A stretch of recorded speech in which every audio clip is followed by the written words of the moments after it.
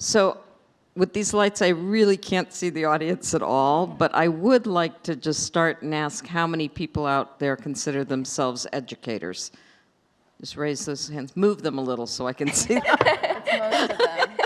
That's great. That's great. So hopefully this panel will be informative to you, and maybe we can even get some really great questions at the end. I want to start by letting our panelists say a little bit more about themselves. I consider myself a little bit of an educator, but not, I'm not in the trenches day to day. So I've done some things in education. I believe in it. I believe in the power of virtual reality to absolutely change the way we educate people, not just children, but people. So I'm really excited to be on this panel, but I would like Jess to say a little bit more about her work, and then we'll let Taraneh say a little bit more about hers, and then we'll get into the meat of the panel. Yes, so thank you. I've really been exploring and trying to learn myself how to tell a story in immersive environments. And through that, I've done a lot of writing and had the ability to teach a bit what it means and different frameworks to explore what the language of storytelling is when you're using 360 video or virtual reality. And through that, I've had the opportunity through Oculus's VR for Good program to go into high schools with their digital challenge, where they had different, they gave tools to different high schools to tell stories about their community in utilizing 360 video. And then also in university film schools, helping them decide what types of stories they're going to make for their thesis projects. And through that, it was really interesting to watch how and the types of stories students tell and how innately they're interested in telling experiences rather than being stuck in the frame like a lot of trained filmmakers are at the moment. And then most recently, I'm working on an augmented reality experience where we're capturing tribal elders so we can pass on their wisdom in an authentic way to a mass audience. So that's my most recent. Thanks, Jess. So if you want to go ahead and tell us a little bit more about your work, I think we have a few slides for that. Maybe later. I just introduce myself. Hi, everyone. Thank you so much for attending our session. I teach children's literature. I teach diverse children's literature, and my students are pre-service teachers, so they learn how to use children's book in their future teaching.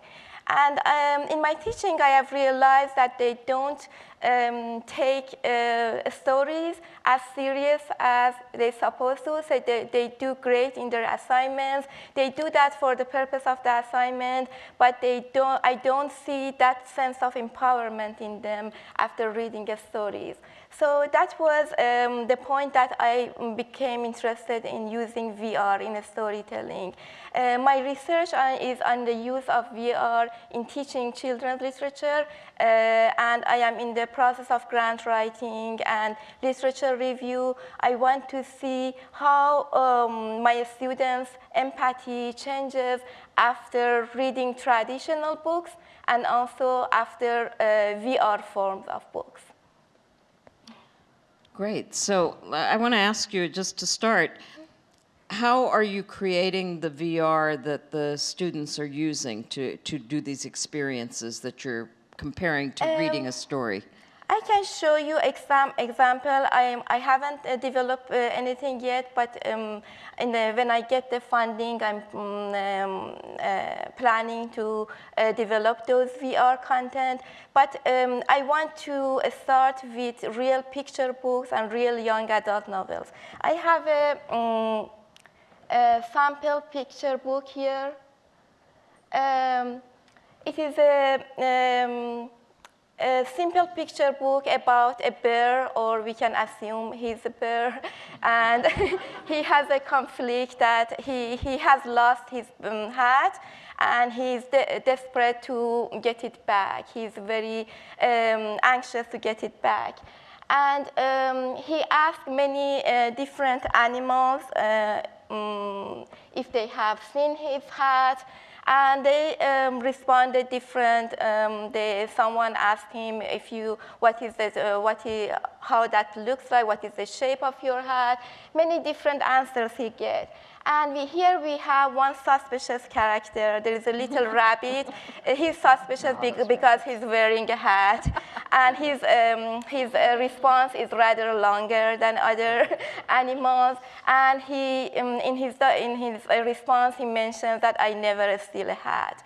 So that gives us a clue that he might be the one who got the hat. And then the ending of the story we see is very implied. He asked many different animals, and then he remembers suddenly who he remembers when was the last time he saw his hat. And then the ending of the story is very implied and very surprising.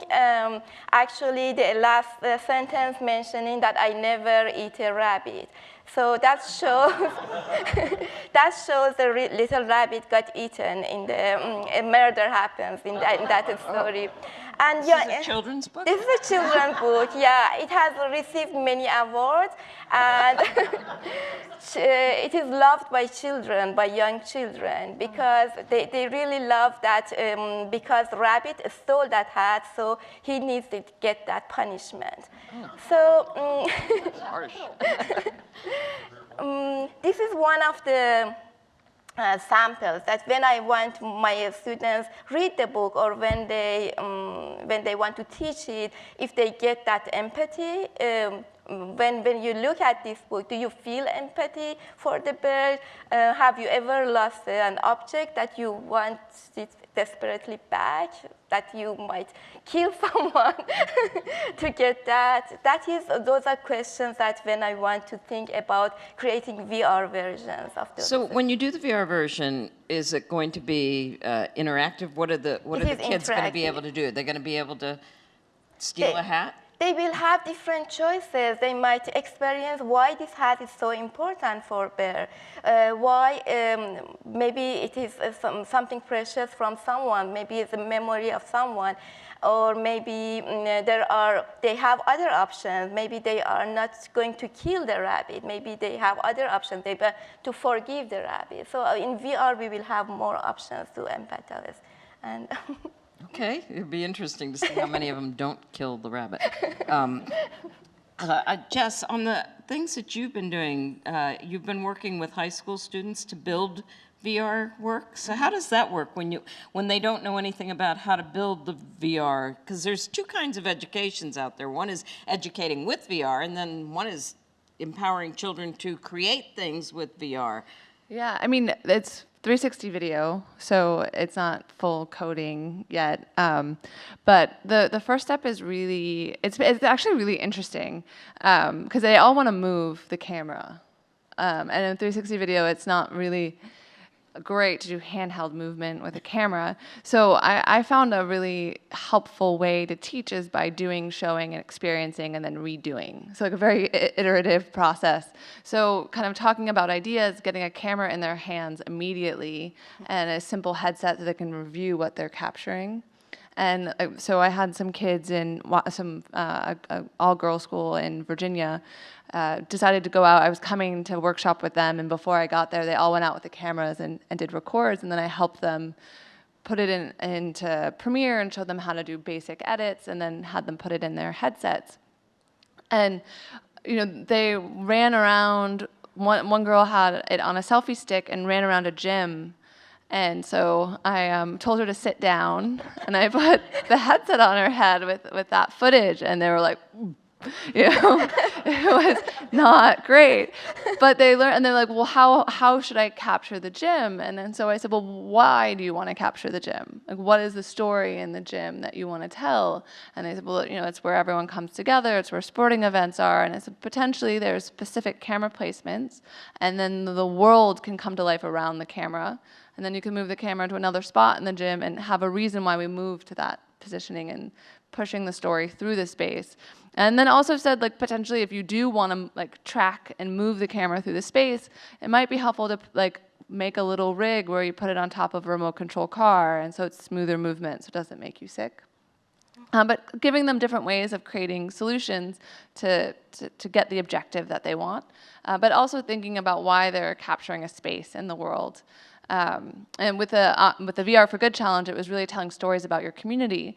And there was one piece that really blew me away that was somewhat abstract, and it was about girls' rights in the school, and it was and they're finding their voices. So they had a bunch of students with tape over their mouths walking around the camera, and as the story unfolded, they all started taking the tape off and finding their voice. And it was just really powerful way and simple way of telling a really impactful story. And some of the ideas they came up with, how they told the stories, was better than some very great filmmakers I've seen try in the space. So once they start figuring out what they want to tell and how to tell it, it's really, really fun to watch their stories unfold. So one of my questions for you is, and you've kind of answered it, is do they approach this as, do they take to it naturally, or are they trying to recreate other media that they're familiar with, or is there something different about the approach that these kids are taking? So I think the most interesting kind of response that I found is usually like the first experience they make in 360 video. It's kind of a touch and go. A little bit of reshoots are needed. They're just trying to get a sense of the medium.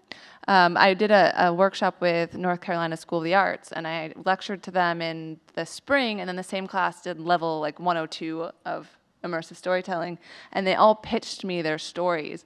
And very, very quickly, they were talking about immersive, full-on VR storytelling, where they were reimagining a full-on videogrammetry of one story was amazing. It took place in an elevator, and every time the elevator opened, it was a different hotel room. And so you felt like you were moving through space, but it was redressing of a same room that you got to experience. And so the way they started thinking about the medium was completely intuitive. It took like a step to get to that, but much faster than a lot of seasoned adults. Very cool. Now, for the work that you're doing with the children's literature, and especially with the bear and the poor rabbit, what age level is that aimed at? My research is on pre-service teachers.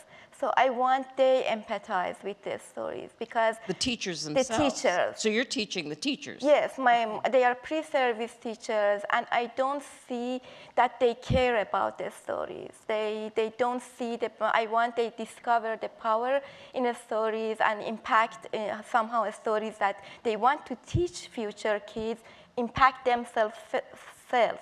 Because first, I don't see that they see the power in the stories, in the traditional readings that they see, that they read. So I want to incorporate VR, hoping that because in VR we have two different kinds of memory. It is episodic memory and also semantic memory. Because in VR they take roles, they can do something, they remember those roles better, so they can improve that semantic memory in greater extent. Right. So what's great is, and we all should remember this, we have to teach the teachers. Right. Because the teachers are our first step to these children in whatever age group they are.